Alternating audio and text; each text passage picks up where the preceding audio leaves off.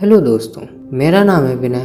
तो स्वागत है आपका थिंक डिफरेंट में। हमने rich dad poor dad book की अब तक समरी में जाना कि पैसे को खुद के लिए काम करने दो, ना कि आप पैसों के लिए काम करो। जो भी लोग उस वीडियो को नहीं देखे हैं तो पहले जाके उस वीडियो को जरूर देखें, लिंक डिस्क्रिप्शन में है। और जो लोग इस चैनल पर नए आए हैं, मैं उनको बता दूं कि यहाँ पर हर एक बुक की फुल डिटेल्ड समरी मिलती है। So please subscribe my channel, जिससे मुझे भी थोड़ी मोटिवेशन मिलती है। तो चलिए बिना किसी देरी के अब आगे की प्रिंसिपल को सुनते हैं और समझते हैं।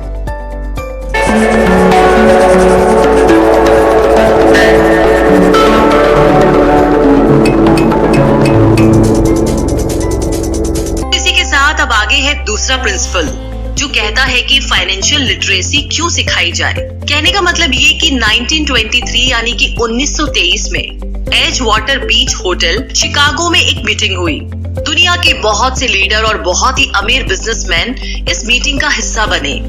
इनमें से थे एक बहुत ही बड़ी स्टील कंपनी के मालिक चार्ल्स शवाब और सैमुअल इंसुल, जो कि उस वक्त की लार्जेस्ट यूटिलिटी प्रेसिडेंट थे, और बाकी कई और भी बड़े बिजनेसमैन। तो इस मीटिंग के 25 साल बाद इनमें से कई लोग गरीबी से मरे, कुछ ने खुदकुशी कर ली और भी कईयों ने तो अपना दिमागी संतुलन तक खो दिया था। तो असल बात ये है कि लोग पैसे कमाने में इतने मशगूल हो जाते हैं कि वो ये खास बात सीखना भूल जाते हैं कि पैसे को रखा कैसा जाए। आप चाहे जितना मर्जी पैसा कमा ले, उसे बनाए रखना असली बात है। और अगर ये हुनर आपने सीख लिया तो आप किसी भी आड़े टेढ़े हालात, जो अक्सर कहा जाता है कि कोई इमरजेंसी आ गई या कोई अड़ी आ गई या कोई बुरा वक्त आ गया, तो आप उसका सामना आसानी से कर लेंगे। या हो सकता है कि अगर आप ठीक तरीके से प्लानिंग करें तो बुरा वक्त आए ही ना। वैसे लॉटरी में मिलियन जीतने वाले लोग कुछ सालों तक तो मजे से जीते हैं, मगर फिर वापस उसी पुराने हालात में पहुंच जाते हैं। तो अधिकतर लोगों के सवाल होते हैं कि अमीर कैसे बने या अमीर बनने के लिए क्या करें। इन सवालों के जवाब से अधिकतर लोगों को निराशा ही होती है, मगर इसका सही जवाब होगा कि पहले आप फाइनेंशियल लिटरेट बनना सीखें। देखिए, अगर आपको एम्पायर स्टेट बिल्डिंग खड़ी करनी है तो सबसे पहले आपको एक गहरा खड्डा खोदना पड़ेगा, फिर उसके लिए एक मजबूत नींव रखनी पड़ेगी। लेकिन अगर आपको एक छोटा सा घर बनाना हो तो एक 6 इंच कंक्रीट स्लैब डाल करके भी आपका काम चल जाएगा।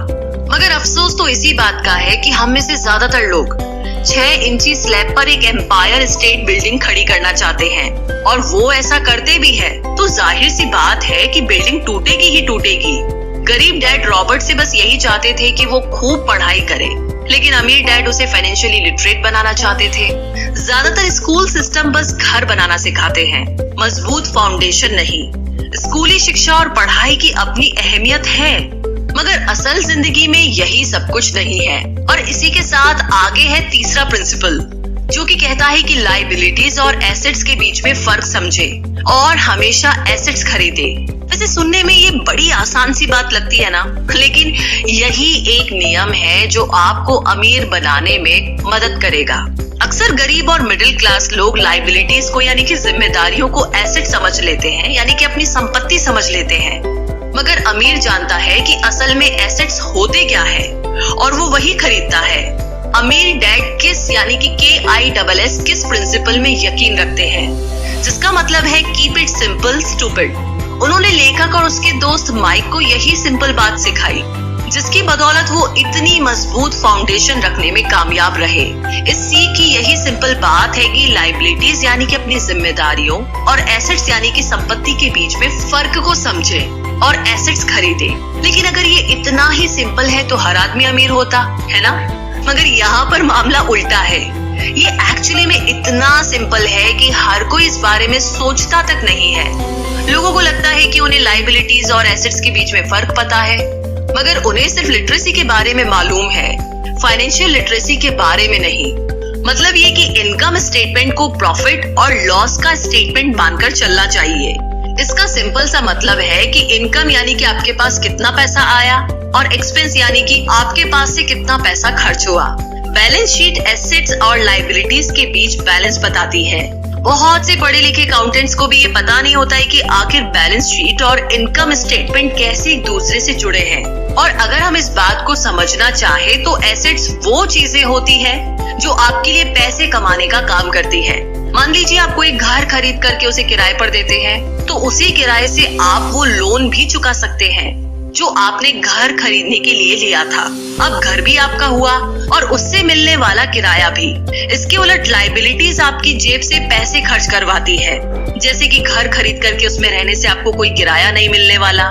तो अब आप समझ गए होंगे कि अगर अमीर बनना है तो एसेट्स खरीदिए और गरीब ही रहना है तो लायबिलिटीज।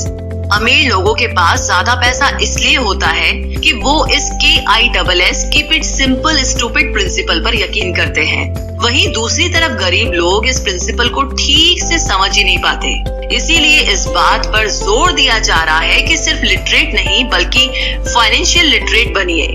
सिर्फ नंबर से कुछ नहीं होता, फर्क तो तब पड़ता है जब आप अपनी कहानी खुद लिखें। अधिकतर परिवारों में देखा गया है कि जो मेहनती होता है उसके पास पैसा भी ज्यादा होता है, मगर उसका फायदा क्या जब सारा पैसा लायबिलिटीज में ही खर्च हो जाए। तो आइए समझते हैं कि मिडिल क्लास आदमी अपना पैसा किस तरीके से खर्च करता है, और अगर यही उनका तरीका रहता है तो सारी जिंदगी वो मिडिल क्लास ही बनकर रहेंगे, या क्या पता उससे भी नीचे चले जाए। क्योंकि आप देख सकते हैं कि उनका सारा पैसा लायबिलिटीज यानी कि जिम्मेदारियों में ही खर्च हो रहा है। कभी मोर्टेज, कभी रेंट, कभी car loan, house loan, credit card का बिल, फीस, बिजली का बिल और भी न जाने क्या क्या। उनकी सारी कमाई इसी में खर्च हो जाती है। दूसरी और गरीब लोग हैं जिनकी कोई लायबिलिटी तो नहीं है, मगर उनके कोई एसेट्स भी तो नहीं होते। वो भी पैसा कमाते हैं, सैलरी पाते हैं, मगर हर रोज के खर्चों में उनका सारा पैसा उड़ जाता है। माना कि एक गरीब आदमी $1000 कमाता है, उसमें से $300 वो अपने छोटे से घर के किराए में खर्च करता है, $200 उसके आने जाने का किराया, $200 टैक्स और $200 खाने और कपड़ों में खर्च हो जाता है। तो अब उसके पास बचा क्या? कुछ भी नहीं। और कभी कभी तो उधार लेकर के भी उसे काम चलाना पड़ता है, जिससे कि वो और भी ज्यादा गरीब हो जाता है। इसके विपरीत अमीर लोग एसेट्स खरीद के रखते हैं, फिर उनके वो एसेट्स उन्हें और पैसा कमा कर देते हैं।